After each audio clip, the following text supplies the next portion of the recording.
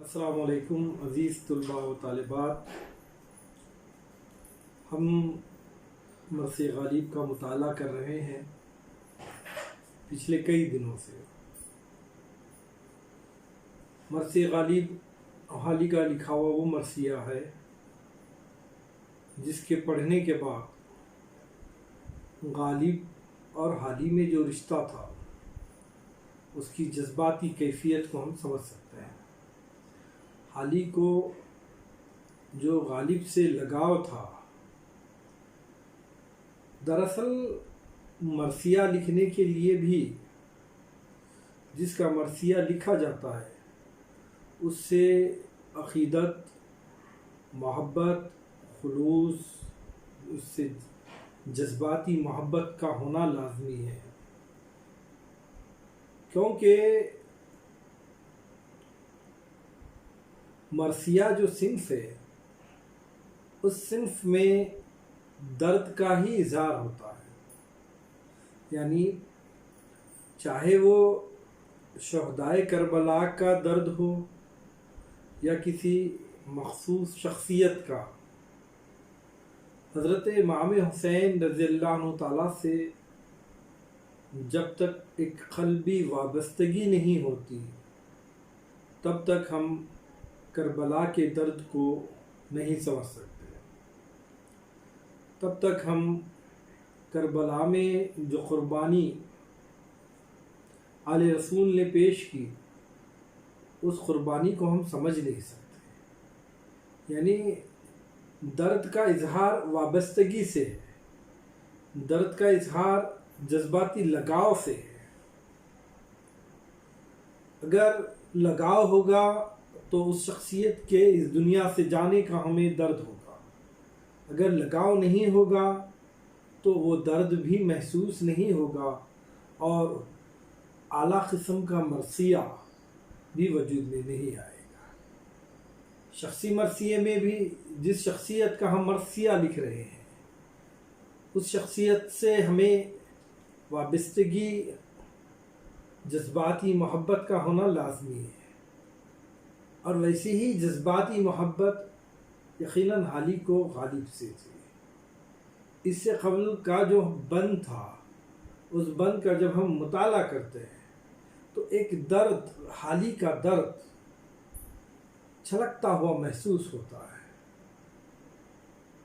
وہ درد انگیز الفاظ جس کو حالی نے انتہائی خوبصورت انداز سے ہمارے سامنے پیش کیا ہے، جب ہم پڑھتے ہیں تو حالی کے دل میں جو خلوص، جو وابستگی، جو محبت غالب سے تھی وہ ہمارے سامنے آتی ہے۔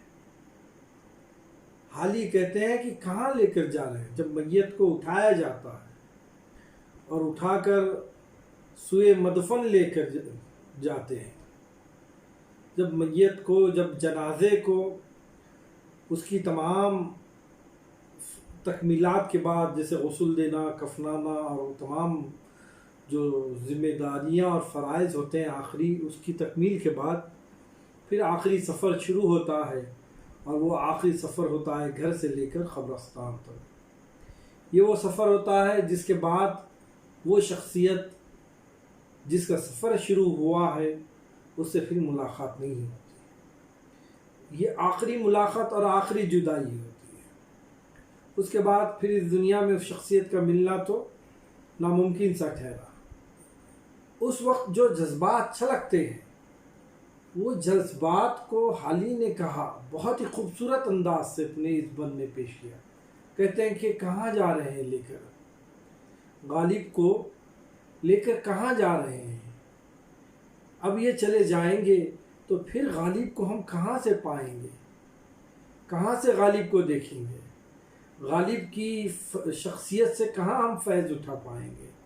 غالب جیسی شخصیت پھر ہم میں نہ رہے گی تو پھر زندگی کا لطف ختم ہو جائے گا۔ اس لیے شاعر کہتا ہے کہ لائیں گے پھر کہاں سے غالب کو، اب یہ آخری ملاقات ہے، اب آپ اس کو لے کر چلے جا رہے ہو، لہٰذا اپنے درد کا اظہار کر کے کہتا ہے کہ سوئے مدفن ابھی نہ لے جائیے، ذرا رکیے، ذرا ٹھہریے، میں دل بھر کر دیکھتا ہوں، اس کی شخصیت سے آخری فائدہ اٹھا لیتا ہوں، فیض لے لیتا ہوں، کیونکہ پھر غالب چلے جائیں گے تو پھر اس جیسی شخصیت تو زمانے میں آنے سے پھر رہی، ایسا حالی کا خیال ہے۔ وہ اس سے اب جو ہم بند پڑھ رہے ہیں سے قبل کا، یعنی کل ہم نے جو بند پڑھا تھا اس میں انہوں نے غالب کی شخصیت کو، ان کی خوبیوں کو، صلاحیتوں کو انتہائی خوبصورت انداز میں پیش کیا ہے۔ کہتے ہیں کہ اس کو اگلوں پہ کیوں نہ ترجیح دیں، یعنی دیکھیے غالب کو یہ بتایا جا رہا ہے کہ فارسی کے بڑے بڑے شعراء، ہاں، قدسی، صائب، اسیر و کلیم، ان جیسے شعراء سے بھی بڑی شخصیت، بڑا قد اور قداور شخصیت جو ہے غالب ہے۔ ان کی یہ شخصیت، ان کی یہ قداور شخصیت، یہ عظیم شخصیت، ان کی یہ صلاحیت، ان کی یہ خوبیاں، جس کے سبب ہم جو ہے غالب کو اگلوں پر ترجیح دیتے ہیں۔ ہم نے سب کے کلام کو دیکھا ہے، کہتا ہے شاعر، ہم نے قدسی کے کلام کو دیکھا، صائب کے کلام کو دیکھا، اسیر و کلیم کے کلام کو بھی دیکھا۔ ہاں، یہ اور بات ہے کہ آپ غالب کا مقابلہ یا غالب کو ان کا ہمسر بتا رہے ہیں، ان جیسا بتا رہے ہیں، کہیے، آپ کی زبان ہے، آپ کا کہنا ہے، آپ کہہ سکتے ہیں، آزادی ہے، لیکن غالب حالی کے نزدیک غالب کا قد ان شعراء سے بھی بڑا ہے۔ اس لیے حالی کہتے ہیں کہ ہے ادب شرط منہ نہ کھلوائیے۔ ادبن میں ادب کرتے ہوئے، لحاظ کرتے ہوئے ان شخصیت کا میں خاموش بیٹھا ہوا ہوں، میری زبان مت کھلوائیے گا، کیونکہ میں جانتا ہوں کہ غالب کو ان سے نسبت نہیں دی جا سکتی۔ کیوں نہیں دی جا سکتی؟ کیونکہ غالب جو ہیں آسماں ہیں اپنے وقت کے، آسماں ہیں شاعری کے، خوبیوں کے، صلاحیتوں کے، نثر کے، اور باقی جو دیگر شعراء ہیں وہ اپنے فن میں زمین کی سی حیثیت رکھتے ہیں، لہذا آسماں کو زمین سے نسبت نہیں دی جا سکتی۔ غالب کیا کہتے ہیں، حالی کیا کہتے ہیں، غالب نقطہ داں سے کیا نسبت، خاک کو آسماں سے کیا نسبت۔ اب یہ آخری بند ہے، اس بند میں غالب کی شخصیت کو اور خوبصورت طریقے سے پیش کیا ہے، بلکہ ان کے فن کو، ان کے طرز انداز کو جو ہے غالب حالی جو ہے اس بند میں پیش کیا ہے۔ کہتے ہیں، نثر حسن و جمال کی صورت، نظم غنج و دلال کی صورت، تہنیت ایک نشاط کی صورت، تعزیت ایک ملال کی تصویر۔ اور ایک دفعہ پڑھتا ہوں، سنیے گا۔ نثر حسن و جمال کی صورت، نظم غنج و دلال کی صورت، تہنیت ایک نشاط کی تصویر، تعزیت ایک ملال کی تصویر، خال اس کا وہ آئینہ جس میں نظر آتی تھی حال کی صورت، اس کی توجہ سے پکڑتی تھی شکل امکان کی محال صورت، شکل امکان محال کی صورت، اس کی تعویل سے بدلتی تھی رنگ ہجرا وصال کی صورت، اس کی تعویل سے بدلتی تھی رنگ ہجرا وصال کی صورت، لطف آغاز سے دکھاتا تھا سخن اس کا مال کی صورت، چشم دوراں سے آج چھپتی ہے انوری و کمال کی صورت، چشم دوراں سے آج چھپتی ہے انوری و کمال کی صورت، لوح امکان سے آج مٹتی ہے، لوح امکان سے آج مٹتی ہے علم فضل و کمال کی صورت، علم و فضل و کمال کی صورت، دیکھ لو آج پھر نہ دیکھو گے، دیکھ لو آج پھر نہ دیکھو گے غالب بے مثال کی صورت، غالب بے مثال کی صورت، اب نہ دنیا میں آئیں گے یہ لوگ، اب نہ دنیا میں آئیں گے یہ لوگ، کہیں ڈھونڈے نہ پائیں گے یہ لوگ۔ اس طرح جو ہے یہ جو مرثیہ ہے حالی کا لکھا ہوا مرثیہ غالب یہاں پر تکمیل ہوتا ہے۔ اب میں اس کی تشریحات آپ کے سامنے پیش کروں گا۔ देखिए, इस आखिरी बंद का पहला शेर, नस्र हुस्न व जमाल की सूरत, नज़्म गंज व दलाल की सूरत। इस शेर में शायर यानी हाली गालिब के बारे में कहते हैं कि गालिब न सिर्फ आसमान शायरी का खूबसूरत व चमकता हुआ सितारा है, बल्कि नस्र के मैदान में भी वो अपनी अहमियत, अपनी काबिलियत, अपनी सलाहियत से बेहतरीन नस्र निगारों में उसका शुमार होता है। बल्कि गालिब के खतूत भी बहुत ज़्यादा अहमियत रखते हैं नस्र के मैदान में। खतूत को मुकालमे के तर्ज में लिखना ये बिल्कुल नया एक तजुर्बा था, एक नया तर्ज था, एक नया तरीक़ा था, एक नया तखातुब था, उसमें एक मुखातिब करने का एक नया अंदाज था जो गालिब ने ईजाद किया था। लिहाजा नस्र में भी गालिब की नस्र निगारी वो अपने आप में एक हुस्न व जमाल की सूरत रखती थी। उस जैसा नस्र व निगार जो है ज़माने में मिलना बहुत ही मुश्किल है। न सिर्फ नस्र के मैदान में उसकी नस्र निगारी के मैदान में उसकी नस्र हुस्न व जमाल की सूरत रखती है, बल्कि जब हम उसकी नज़्म पढ़ते हैं तो ऐसा लगता है कि वो गंज व दलाल, यानी नज़्म की खूबी ये होती है कि इशारों में बहुत सारी बातें कह जाती हैं। इशारों और कनाइयों में शायर अपना बहुत कुछ मकसद बयान कर देता है। एक छोटे से मौजू में वो बहुत सारा मजमून पेश कर देता है।